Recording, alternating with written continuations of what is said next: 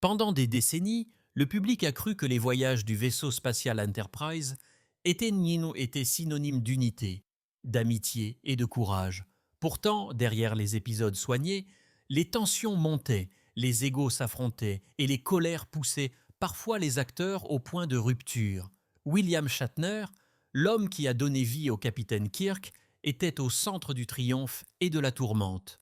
Aujourd'hui, dans ces dernières années, il parle avec honnêteté de cette époque, révélant une vérité bien différente des aventures héroïques qui ont captivé l'imagination du monde entier.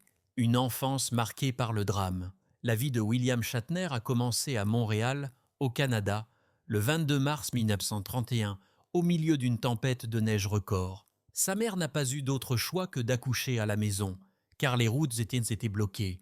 Dès le début, son histoire a été marquée par l'imprévisibilité et le drame, presque comme si le destin le préparait à une vie sur scène. Dès l'âge de 8 ans, Shatner fréquentait déjà une école d'art dramatique pour enfants dirigée par une actrice canadienne respectée. À seulement 10 ans, il jouait professionnellement dans des productions radiophoniques telles que La Flûte enchantée pour CBC. Peu après, il n'a pas été félicité pour son interprétation de Tom Sawyer dans une production théâtrale locale où les critiques s'émerveillaient de sa présence sur scène. Malgré son talent précoce, la scolarité de Shatner a été difficile. À l'université McGill en 1948, il a étudié l'économie, un choix pratique pour faire plaisir à ses parents, mais il ne s'est jamais vraiment senti à sa place dans les salles de cours. Il a admis des années plus tard qu'il assistait rarement aux cours, trouvant sa véritable passion dans le théâtre du campus. En 1950, il avait écrit et joué dans une pièce étudiante qui est devenue si populaire qu'elle lui a valu l'attention des producteurs de CBC. C'était sa première apparition à la télévision, un petit avant-goût de la carrière à l'écran qui l'attendait. En 1956, Shatner a pris son plus grand risque. Il a déménagé à New York pour se consacrer à plein temps à la comédie. Ses débuts à Broadway ont eu lieu avec Tamberlane the Great, qui n'a duré que 20 représentations. Bien que le spectacle ait échoué, l'expérience a été cruciale. Un jeune Canadien sans formation formelle avait réussi à monter sur la scène new-yorkaise. À partir de là, Shatner a commencé à se constituer un curriculum vitae à la télévision américaine à la fin des années 1950 et au début des années 1960. Il est apparu dans des séries comme Alfred Hitchcock Presents, The Defenders et The Outer Limits. Mais ce sont ces deux apparitions dans la quatrième dimension, en particulier l'épisode de 1963, Nightmare at 20 Milfulti, qui ont mis en évidence sa capacité à jouer des personnages se débattant sous la pression.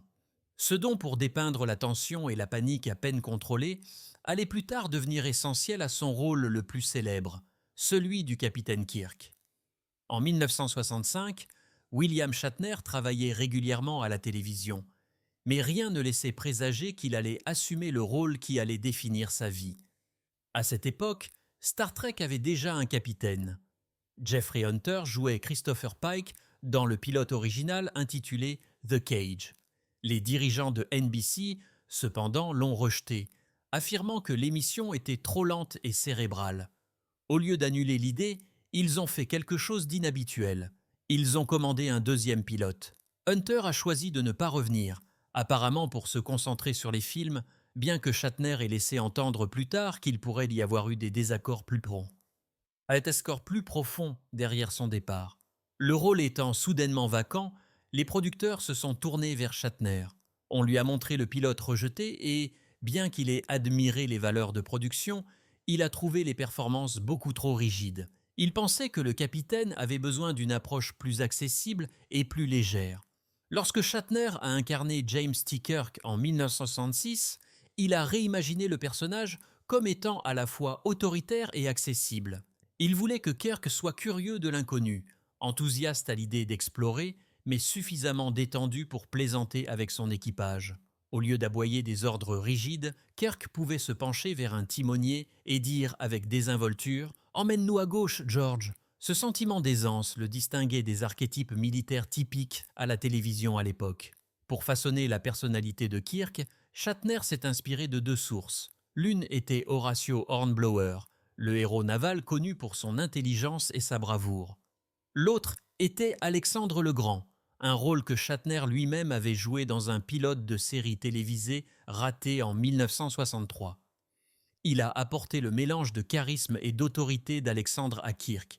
L'ajout d'humour, auquel Shatner tenait beaucoup, a encore adouci les angles. Contrairement à de nombreux héros de science-fiction, Kirk n'était pas seulement un stratège froid. C'était quelqu'un avec qui les téléspectateurs pouvaient rire et en qui ils pouvaient avoir confiance. Le pari a porté ses fruits. Lorsque Star Trek a été diffusé pour la première fois en septembre 1966, Kirk est rapidement devenu un personnage hors du commun.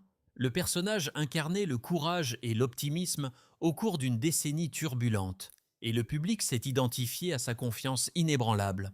Pourtant, même si la série gagnait des fans fidèles, la vie derrière les caméras était loin d'être harmonieuse. Pour Shatner, prendre le commandement signifiait plus que diriger l'équipage fictif de l'Enterprise. Cela signifiait aussi naviguer dans des rivalités bien réelles qui menaçaient de déchirer le casting. Bagarres, querelles et sabotage. Alors que les téléspectateurs voyaient ce qu'est le travail d'équipe à l'écran, la réalité derrière le décor de Star Trek était souvent chaotique. L'ambition de William Shatner, ses réécritures constantes et sa détermination à dominer les projecteurs ont créé des tensions qui ont parfois dégénéré en conflits ouverts. Ce que les fans n'ont jamais réalisé à l'époque, c'est que les amitiés dépeintes à l'écran étaient mises à rude épreuve par la jalousie et le ressentiment, à quelques mètres seulement des caméras. Un premier point de friction est survenu lors du tournage de The Man Trap en septembre 1966.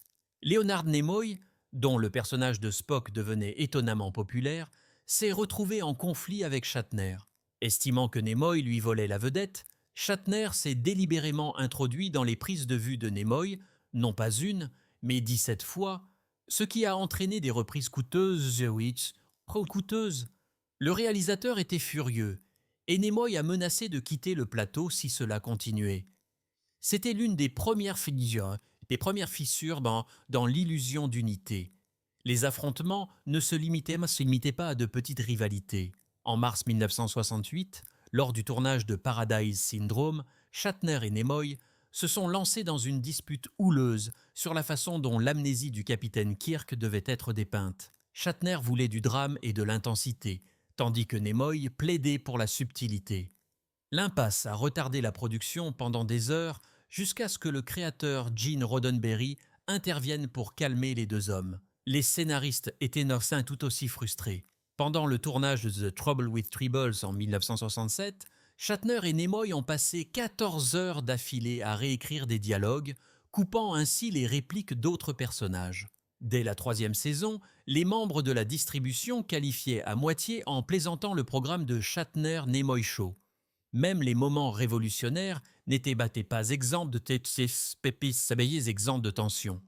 Dans l'épisode Plato's Stepchildren de 1968, le scénario prévoyait un baiser interracial entre Kirk, joué par Shatner, et Uhura, interprété par Michelle Nichols, un geste audacieux pour la télévision américaine. Shatner se serait inquiété des réactions du public et aurait demandé une version alternative sans le baiser. Nichols, cependant, croyait en l'importance de la scène et a travaillé avec Shatner pour saboter chaque prise de vue sans baiser, forçant ainsi le studio à diffuser ce moment historique. Au-delà des batailles créatives, l'emploi du temps éreintant a jeté de l'huile sur le feu. Les épisodes nécessitaient parfois 16 à 22 heures de tournage, laissant les acteurs et l'équipe épuisés. En octobre 1968, pendant le tournage de Tolian Web, Shatner lui-même a craqué après 18 heures sur le plateau, jetant son scénario par frustration et refusant de continuer tant qu'il n'aurait pas eu de repos. Même le capitaine de l'Enterprise n'a pas pu échapper aux exigences écrasantes de la série The Price at Home. Alors que William Shatner commandait le pont de l'Enterprise avec assurance, sa vie privée s'effondrait. Les heures interminables passées sur le plateau n'ont pas seulement mis à rude épreuve son corps et ses relations avec ses collègues acteurs. Elles ont déchiré sa famille. Le premier mariage de Shatner avec l'actrice canadienne Gloria Rand avait commencé en 1956 avec espoir et stabilité. Ensemble, ils ont eu 3 filles, Leslie en 1958, Elizabeth en 1961 et Mélanie en 1964. Mais à la fin des années 1960, les pressions de Star Trek ne laissaient que peu de place à la paternité ou au mariage. Le calendrier de production était impitoyable. Shatner quittait la maison avant l'aube pour le maquillage et ne revenait souvent que bien après minuit. Il a admis plus tard qu'entre 1966 et 1969, il avait manqué 217 dîners de famille. Le jour de Noël 1967, alors que la plupart des familles se réunissaient autour d'arbres et de cadeaux, il était sur le plateau pour filmer des reshoots pour The Gamesters of Tricellion. Le 12 avril 1968, il a manqué la pièce de théâtre de sa fille Elisabeth parce qu'il était enfermé dans une autre séance de réécriture avec Léonard Nimoy. Son absence est devenue la règle et non l'exception. La patience de Gloria s'est érodée à chaque étape importante manquée. Les anniversaires passaient sans qu'il soit là. Les fêtes n'étaient pas célébrées, et même de simples week-ends ensemble sont devenus impossibles. Shatner lui-même a admis dans une interview en 2018 que la culpabilité de ces années lui pèse encore lourdement. En juin 1969, quelques semaines seulement après l'annulation de Star Trek, Gloria a demandé le divorce. Elle a invoqué ses absences constantes et sa distance émotionnelle, expliquant qu'elle avait l'impression d'élever leurs enfants seuls. Le moment était cruel. Au moment même où sa famille s'effondrait, sa carrière s'effondrait également. Shatner avait sacrifié sa vie de famille pour un rôle qui n'existait plus. Au lieu de retrouver un foyer stable pour se réconforter, il s'est retrouvé face à une maison vide et à 3 filles vivant avec leur mère à Beverly Hills. Ses tentatives de renouer les liens ont souvent échoué, et bien qu'il soit resté proche de ses enfants dans les années suivantes, ses week-ends perdus, 47 au total, selon ses calculs, sont devenus de douloureux rappels du prix de la gloire. L'homme qui était devenu un symbole culturel de leadership et de force était, en réalité, un mari et un père qui voyaient les parties les plus importantes de sa vie s'éloigner. Et lorsque les caméras ont cessé de tourner, la véritable lutte pour la survie ne faisait que commencer, de la rue à la Renaissance. Lorsque Star Trek s'est arrêté en 1969, après seulement 3 saisons, la vie de William Shatner s'est effondrée presque du jour au lendemain. La série avait créé un petit groupe de fans fidèles. Pourtant, cela n'a pas suffi à la maintenir en vie. Et une fois annulée, Shatner a été confronté à un problème familier à de nombreux acteurs. Le type casting. Il n'était plus considéré comme un acteur polyvalent. Pour les directeurs de casting, il était le capitaine Kirk, et seulement le capitaine Kirk. Au début des années 1970, les emplois se sont raréfiés. L'homme autrefois salué comme le prochain Marlon Brando était maintenant réduit à accepter tous les rôles qu'il pouvait trouver, souvent dans des films d'horreur ou d'exploitation à petit budget comme Big Bad Mama, The Devil's Reign et Kingdom of the Spiders. Ces rôles n'ont pas fait progresser sa carrière. Ils permettaient tout juste de payer les factures. Ses filles, vivant avec Gloria à Beverly Hills, Shatner avait du mal à joindre les deux bouts. À un moment donné, il était tellement fauché qu'il vivait dans un camping-car garé dans la vallée de San Fernando. Il a décrit plus tard cette période simplement comme cette période, trop douloureuse pour être décrite en détail.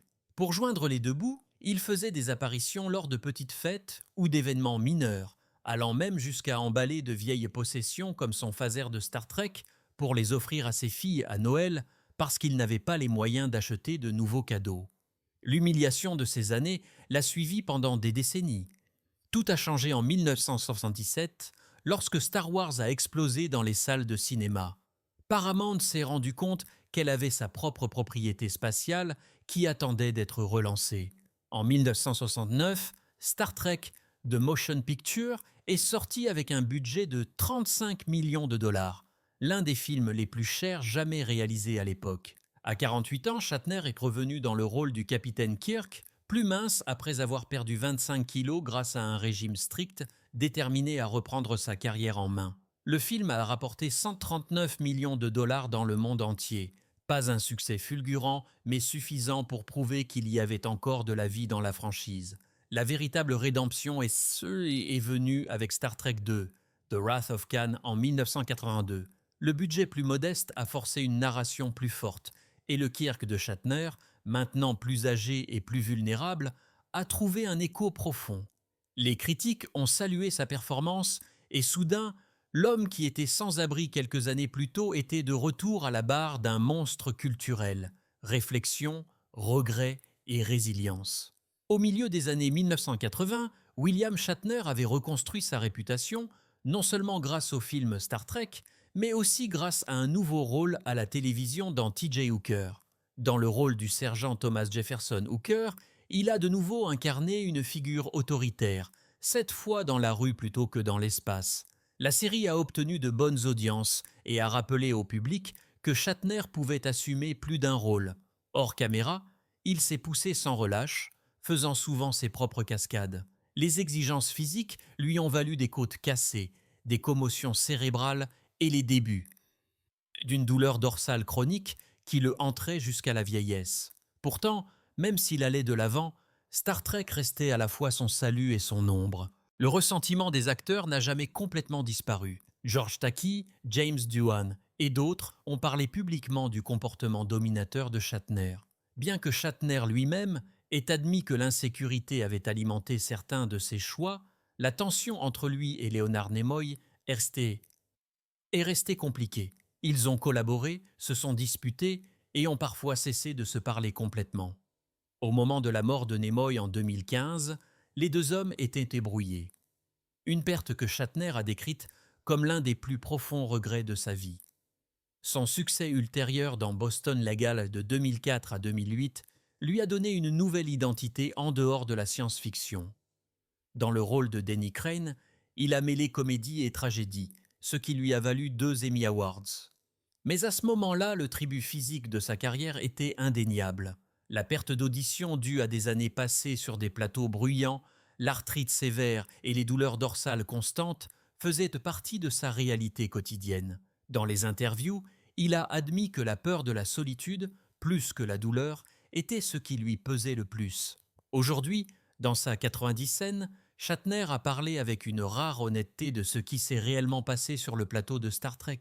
Il reconnaît le sabotage, les bagarres et les batailles d'ego, admettant qu'il provenait de sa propre volonté de rester sous les feux de la rampe. « J'ai parfois échoué », a-t-il dit simplement, « mais j'ai toujours essayé de maintenir la série en vie. » Le capitaine Kirk, qui ne craignait rien et qui représentait autrefois le meilleur de l'humanité, était derrière les caméras un homme qui luttait pour équilibrer l'ambition, l'insécurité et les exigences écrasantes de la gloire.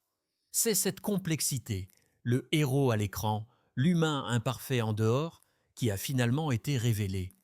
Le parcours de William Shatner prouve que même les légendes les portent des cicatrices. L'homme qui incarnait le courage et le leadership était également vulnérable à la peur, à la rivalité et au regret.